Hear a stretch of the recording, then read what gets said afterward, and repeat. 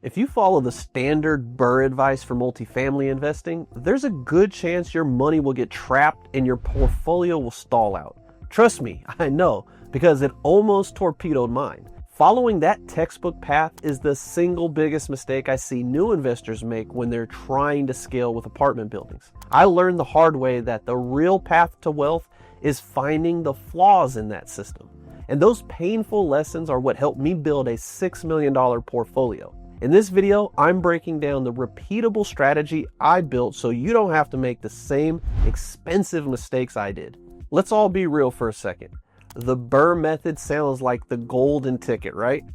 Buy, rehab, rent, refinance, and repeat.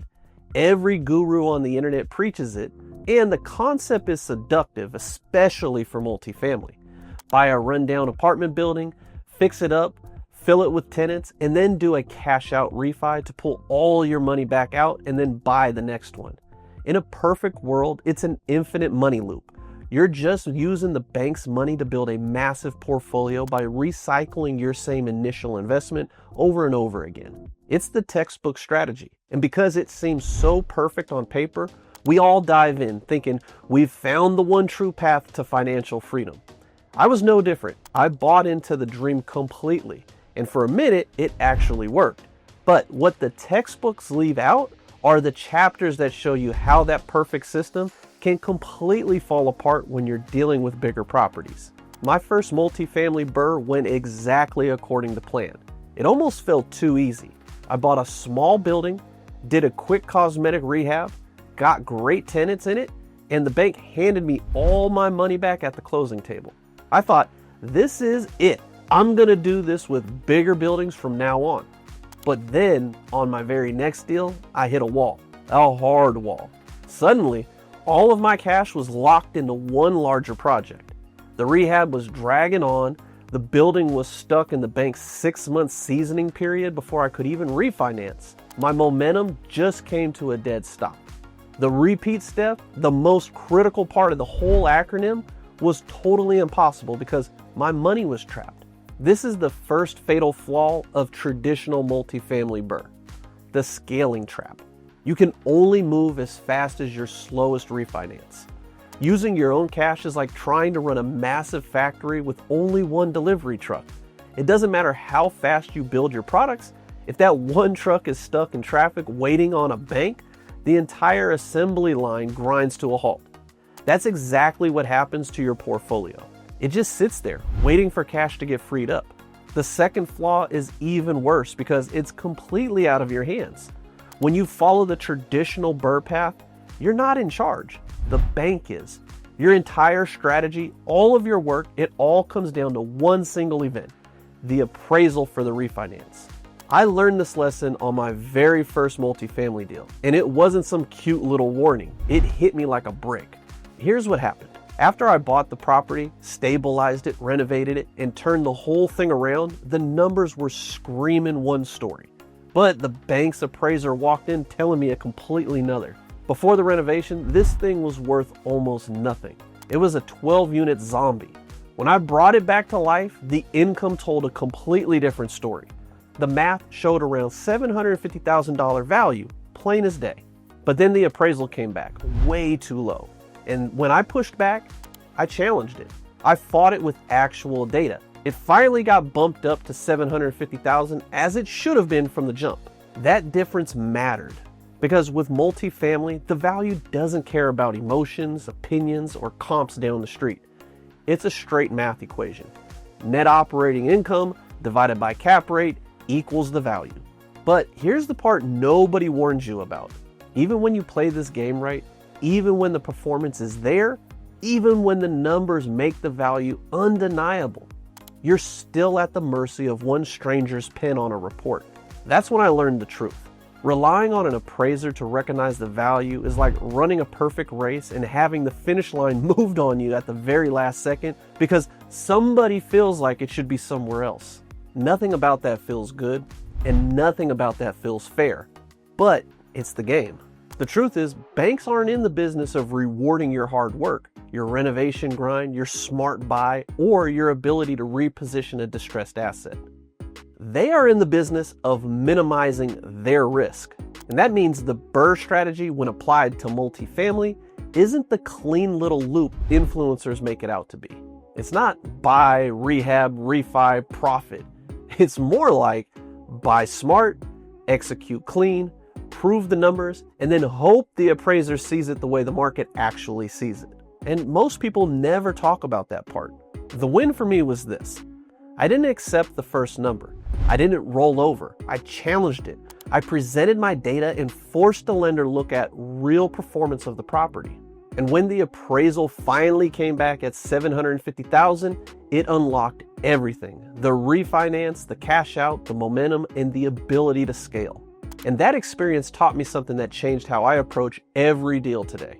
Multifamily BRRRRing works unbelievably well, but only if you know the numbers better than the appraiser does. Otherwise, you'll get dragged around by someone who doesn't care about your plan, your strategy, or your upside. The appraisal isn't the finish line. It's another obstacle. And if you're not prepared for that, you're not doing real BRRRR. You're just gambling. The third flaw will hit you like a ton of bricks with multifamily. The brutal reality of bigger renovations. The advice that works for simple cosmetic flips just doesn't cut it for a 10-unit apartment building. A multifamily rehab is like peeling an onion. You solve one problem today and 3 more appear tomorrow, each one making you cry a little bit more. You think you're just doing cosmetic updates, new paint, new flooring, but then you open a wall and find ancient plumbing that has to be completely repiped throughout the entire building. It's like planning a simple weekend road trip, but then your car's engine blows and the transmission falls out. Suddenly, your budget for gas and snacks is useless, and your simple trip has become a cross-country salvage mission that costs 10 times what you planned for. When your rehab costs go through the roof, the math stops working. The amount of cash you have to leave in the deal balloons. Your returns plummet, and the R for rehab ends up sabotaging the R for refinance. Let me pause right here for a second, because if you're listening to this and you're thinking, I want to do this, but I don't have a step-by-step game plan. That's exactly why I built my free 12-step mini course. It's the exact framework I use to find, fund, renovate, lease, and manage deals like this without guessing at every turn. It's free, and the link's in the description below. If this is the path you want to be on, go grab that. Don't just stack stories in your head, build a process. All right, back to the deal. After getting my teeth kicked in by the traditional model, I knew I had to change the game. The answer wasn't to abandon the BRRRR entirely, but to evolve it. I had to make this system work for me, not the banks. Instead of waiting around to save some giant pile of cash like everyone else preaches, I realized something early. I didn't need a bank to get into multifamily, at least not at the beginning. I started looking for apartment buildings I could take down using either hard money or owner financing. 2 strategies that let you move fast without begging a lender for permission. When I bought that 12-unit, I didn't stroll into a bank hoping to get a pre-approval letter and a perfect package. I used 100% hard money. I had to pay 6 points up front, 12% interest, the kind of loan that scares people who don't have a plan. Truth be told, hard money is like strapping a jet engine to your back. Used the wrong way, you burn yourself alive. Used right, you cover distance faster than anyone else in the game. And on other deals, I used owner financing, which is basically when the seller becomes the bank. There's no bureaucracies, no loan committee, no your debt to income ratio is concerning, just 2 people agreeing to terms that make sense. Both of those tools gave me the same advantage. I didn't need to qualify for anything to control the asset. I just needed to structure the deal so the numbers worked. And that's the moment the BRRRR model flipped on its head for me. The biggest bottleneck most investors have, needing to save piles of cash or get bank approved just to buy something, was gone for me. Traditional BRRRR is like standing in line at the DMV, hoping the clerk calls your number. The control first version I switched to is like having a backdoor key to the building. You get access long before the crowd does. With hard money and owner finance, I could acquire the property first, force the value fast, and then go to the bank after the numbers already proved value. By then, the deal wasn't a risk. It was a performance. And when you operate that way, the bank stops being the gatekeeper and becomes nothing more than a tool you used at the end. on your terms, not theirs. That one shift in how I approached acquisitions changed everything. The second part of the solution was to stop gambling on appraisals. I had to figure out a way to manufacture the value myself, in a way the bank couldn't argue with. The secret was to shift my focus from comps to cash flow. I started thinking of each property not as a building, but as its own business, like a vending machine. With commercial real estate, a property's value isn't based on what the building next door sold for. It's a multiple of its net operating income, or NOI. A comps-based appraisal is like saying, well, the vending machine down the street sold for $2,000. Who cares? My approach was to prove that my machine generated $500 a month in pure profit. For every rehab, I would ask, how can I make this building make more money? Can I add coin-operated laundry for an extra $400 a month? Can I bill tenants for their water use, saving us $6,000 a year? That small $50 rent bump across a 10-unit building is an extra $6,000 a year in net operating income. That's like finding a new popular snack that sells out daily for your vending machine. This tiny change can add $100,000 or more to the building's valuation. I wasn't hoping for a good appraisal anymore. I was building an undeniable case for it with cold hard math. When you combined everything I've learned, a much more accurate and far more powerful strategy emerges. One that actually works in multifamily the way I do it. I call it Control and Convert BRRRR. No influencer version, no HGTV version, the real one. So here's the blueprint, the way I actually use it. I start by targeting multifamily properties that are severely undervalued. Buildings where the income is broken, the operations are sloppy, the rents are low, or owner is burned out and checked out. Then I structure the acquisition using hard money or owner financing, whichever lets me take control of the building with the least amount of my own cash. I'm not trying to impress a bank at the front door. I'm trying to acquire an asset the moment I know I can force equity instantly. Once I control the property, I don't renovate for pretty. I renovate for performance. Every dollar goes towards something that increases net operating income, the only thing that moves the valuation in multifamily. I fix deferred maintenance so tenants stay. I improve units so rents justify the lift. I clean up exteriors so leasing gets easier. I find ways to add small income producing features like laundry. I implement systems so collections tighten up. The shift mentally has to be, this isn't house flipping. This is rebuilding a business so the revenue matches the true potential of the asset. After the right upgrades are made, I lease the units at the higher rents the market will actually absorb. That means no theoretical rents, and that's not a pro forma fairy tale. Documented, signed, collected income.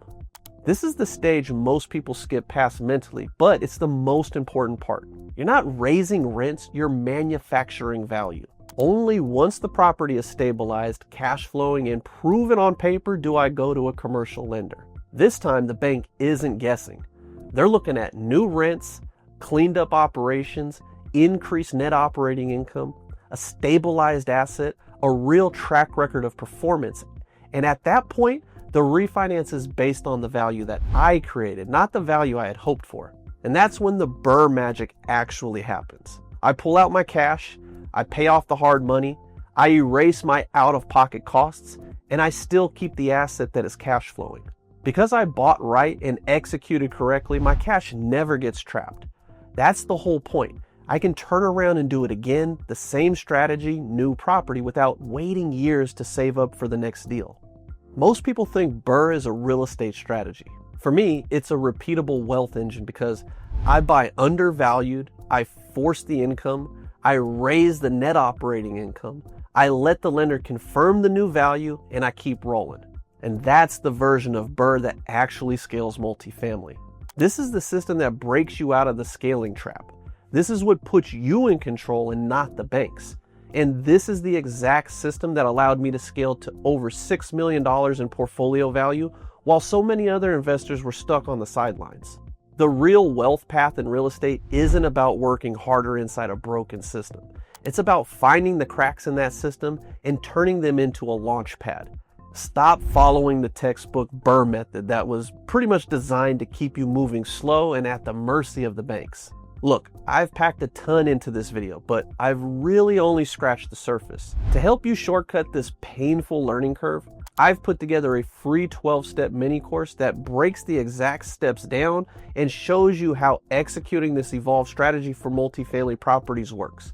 If you want to stop getting stuck and start seriously scaling your portfolio, click the link below in the description to get instant access. And before you go, do me a favor and drop a comment below with the single biggest challenge you're facing with the BRRRR right now. I read every single comment. Thanks for watching, and if you haven't already subscribed, please make sure you do so you stay on top of my no BS real estate advice, and I'll see you guys in the next one.